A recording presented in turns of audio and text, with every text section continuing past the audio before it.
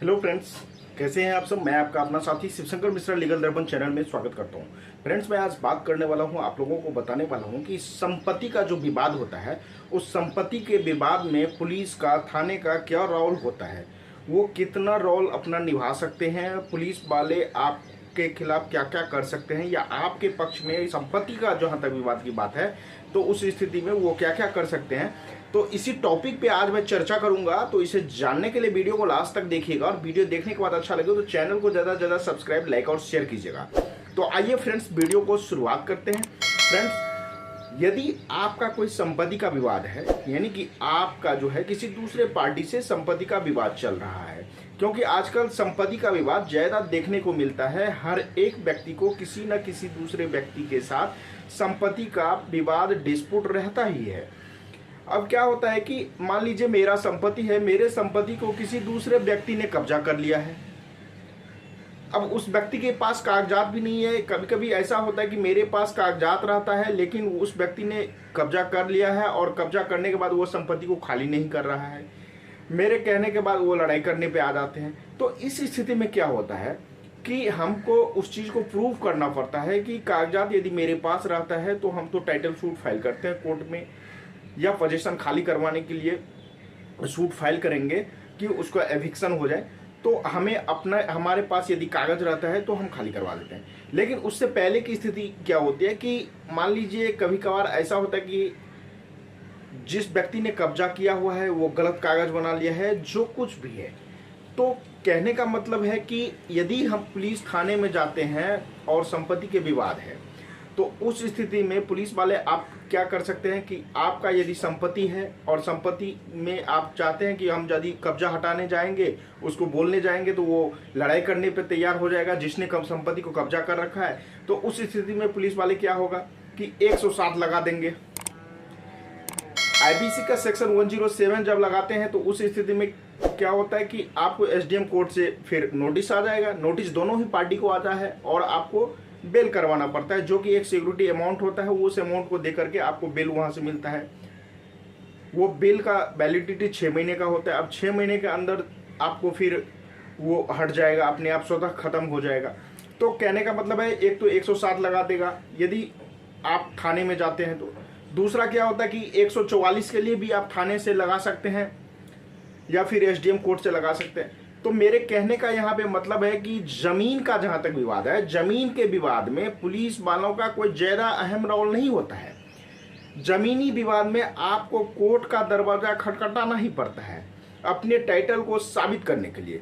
यदि कोई भी जमीन है और उस जमीन पे आपका हक है, लेकिन किसी दूसरे पार्टी ने जोर जबरदस्ती से कब्जा कर रखा है, तो आप उसके लिए थाने में ना जाके सीधा, यदि आपके पास कागजात हैं, आप अपने डॉक्यूमेंट को मजबूत कीजिए, कागजात को मजबूत कीजिए। कागजात यदि आपके पास प्रॉपर हो जाता है, उसके बाद आपके नज़दीक में ज्यूरिडिक्शन में, क्षेत्राधिकार में जो भी सिविल कोर्ट है, उस सिविल कोर्ट में जाके सूट फाइल कीजिए।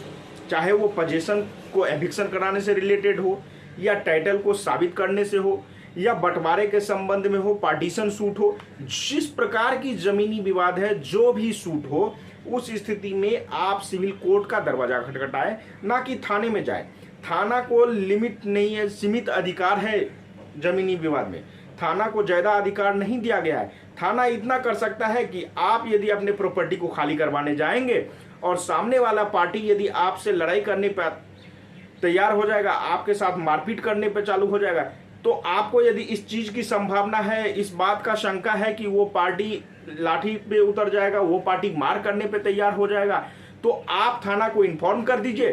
थाना 107 लगा देगा। 107 लगाने के बाद एसडीएम कोर्ट से दोनों ही पार्टी को नोटिस आ जाएगा। दोनों पार्टी को एसडीएम कोर्ट में प्रेजेंट होना पड़ेगा।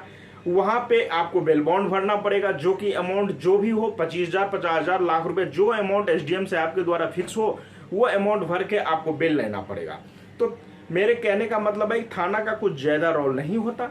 इसीलिए आपका जमीन यदि किसी दूसरे पार्टी ने कब्जा कर रखा है, या आपको जो जमीन है वो अपने हिस्सेदारों में बंटवारा करना है, या टाइटल को साबित करना है कि नहीं, ऑनरशिप आप साबित करना चाहते हैं कि नहीं इस जमीन का असली मालिक मैं हूं, आपने क्यों ले रखे हैं। तो इन सारी चीजों के लिए, इन सारी समस्याओं का हल करने के लिए आपके निकट में जो सिविल कोर्ट है उस सिविल कोर्ट में जाएं और पार्टीशन सूट फाइल करें, या फिर एविक्शन सूट फाइल करें, या अपने टाइटल को साबित करना चाहते हैं तो टाइटल सूट फाइल करें। जो भी प्रकार के सूट होते हैं सिविल में प्रॉपर्टी से रिलेटेड, उस सूट को फाइल करें, उस बात को वहां से फाइल करें और सिविल सूट के द्वारा डिक्री लें। तो ये स्थितियां होती है। मान लीजिए आप किसी जमीन पे 144 लगा दिए, 144 की वैलिडिटी 3 मंथ की होती है, 3 महीने बाद वो स्वतः खत्म हो जाएगा।